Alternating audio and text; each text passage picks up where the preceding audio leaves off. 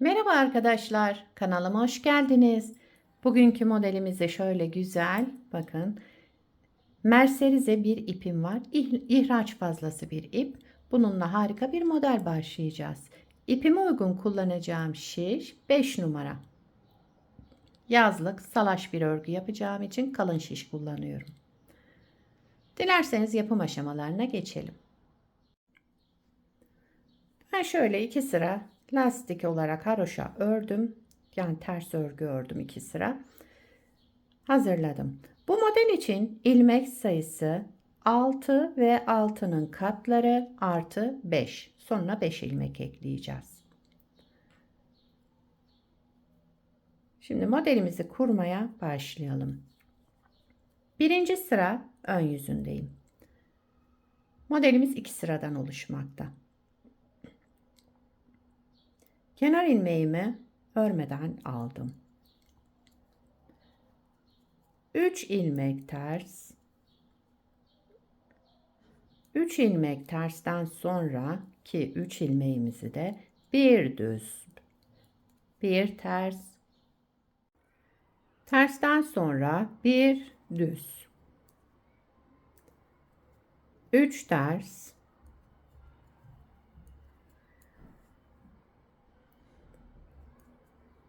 bir düz, bir ters, bir düz. Tekrar kuruyoruz modeli. 3 ters,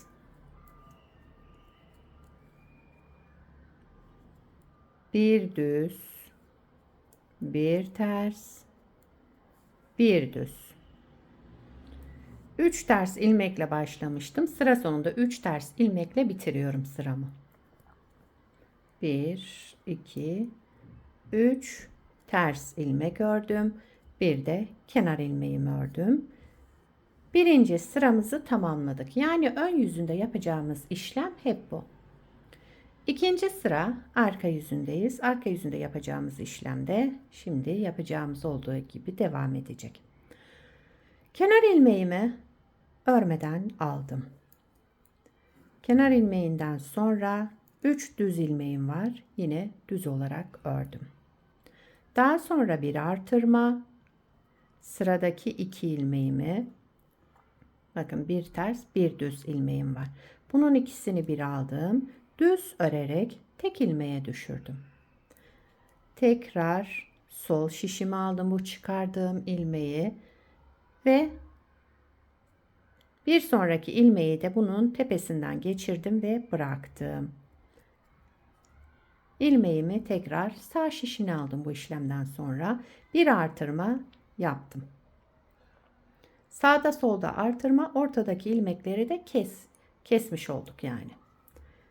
Aynı şekilde devam ediyorum. 3 düz ilmek. Şöyle ipimizi tellendirmeden alalım. 3 düz ilmekten sonra geldik bu 3 ilmeğimize. Önce bir artırma yaptım. Daha sonra sıradaki 2 ilmeğimin ikisini bir düz örerek tek ilmeğe düşürdüm. Sol şişime tekrar aldım bu kestiğim ilmeği ve bir sonrakini de üzerinden geçirerek bıraktım. Aldım ilmeğimi. Bir kez artırma yaptım. 3 düz ilmek, düzlerimi düz olarak ördüm.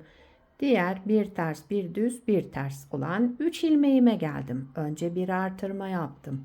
Daha sonra bu 2 ilmeğimi düz örerek kestim. Sol şişimi aldım. Bir sonraki ilmeği de üzerinden geçirerek bıraktım. Ve tekrar sol şişime, sağ şişime aldım. Bir artırma yaptım. Sıra sonunda 3 düz ilmekle sıramı tamamladım.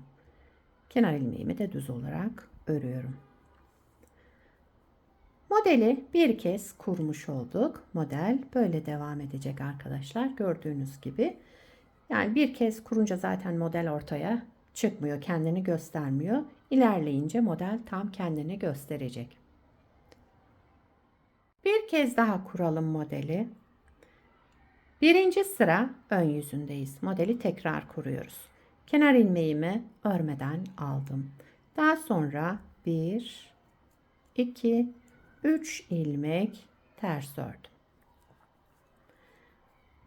Şu ajurlu ilmeğimi düz, bir sonrakini ters, bir sonrakini tekrar düz ördüm. 3 ters, 3 ters ilmek ördüm. Şu üçlüye gelince birinciyi düz ördüm. Ajurlu olan ilmeğimi. Ortadakini ters, tekrar ajuru düz. 3 ters ilmek, bir düz, bir ters, bir düz. Kenarda 3 ters ilmekle sıramı tamamladım. Kenar ilmeğimi düz olarak ördüm.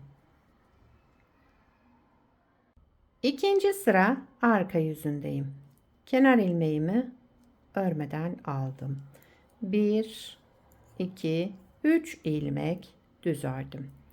Daha sonra bir artırma yaptım. Şöyle bu ters ilmeğimle arkasındaki düz ilmeğin ikisini bir düz örerek tek ilmeğe düşürdüm. Tekrar sol şişime aldım.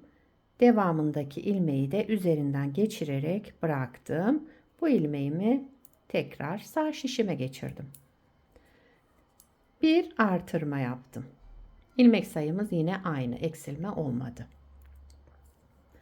1, 2, 3 ilmek düz, bir artırma, daha sonra 2 ilmeğimi kestim düz örerek, çıkardığım ilmeği sol şişime aldım.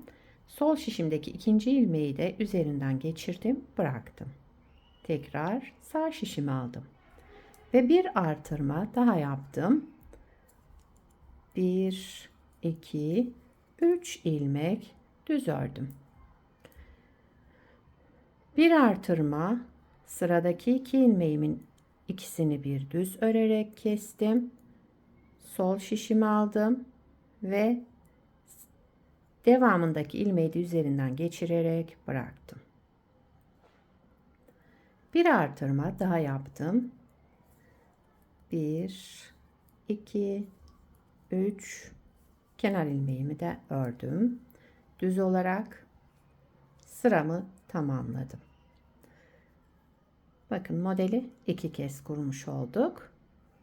İsterseniz hemen bir kez daha kuralım. Daha iyi anlaşılır olsun. Şöyle yakın göstereyim. Birinci sıra ön yüzündeyim. Kenar ilmeğimi örmeden aldım. Sıradaki 3 ilmeğim ters, yine ters olarak ördüm.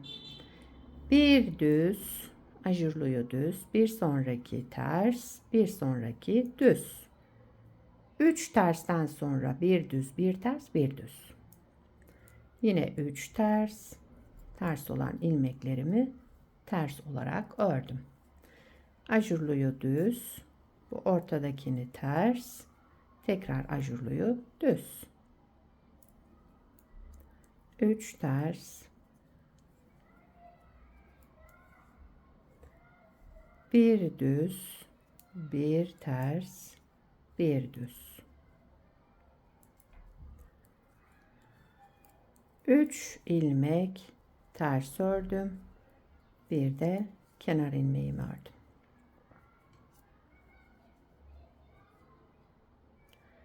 İkinci sıra arka yüzüne geçtim. Kenar ilmeğimi örmeden aldım. Bir düz, 2, 3 düz ilmek ördüm. Bir artırma yaptım. Sıradaki 2 ilmeğimi düz örerek kestim. Tekrar çıkardığım ilmeği sol şişime aldım. Bir sonrakini de üzerinden geçirerek bıraktım. Ve ilmeğimi sağ şişime tekrar aldım. Bir kez artırma yaptım. 3 düz ilmek. Aynı şekilde devam ediyorum. Şöyle göstereyim.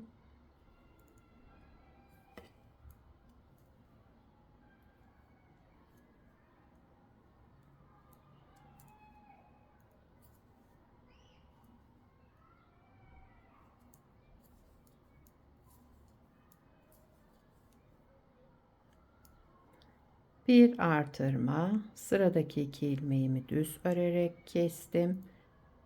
Çıkardığım ilmeği sol şişime aldım. Bir sonraki ilmeği de üzerinden geçirerek bıraktım.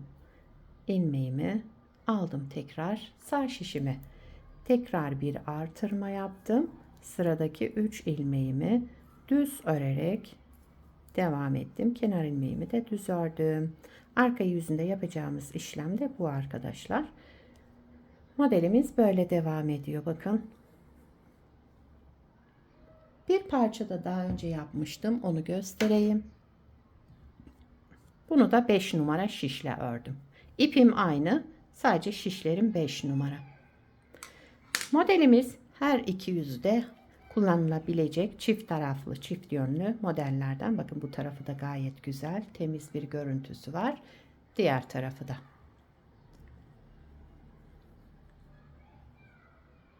Şöyle yakından göstereyim.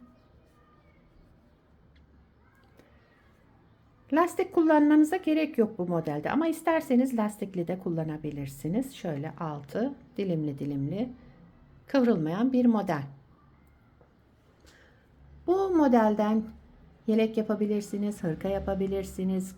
Pamuklu, koton veya merserize iplerle yazlık örgülerinizde kullanabilirsiniz. Harika ajurlu modellerden şöyle.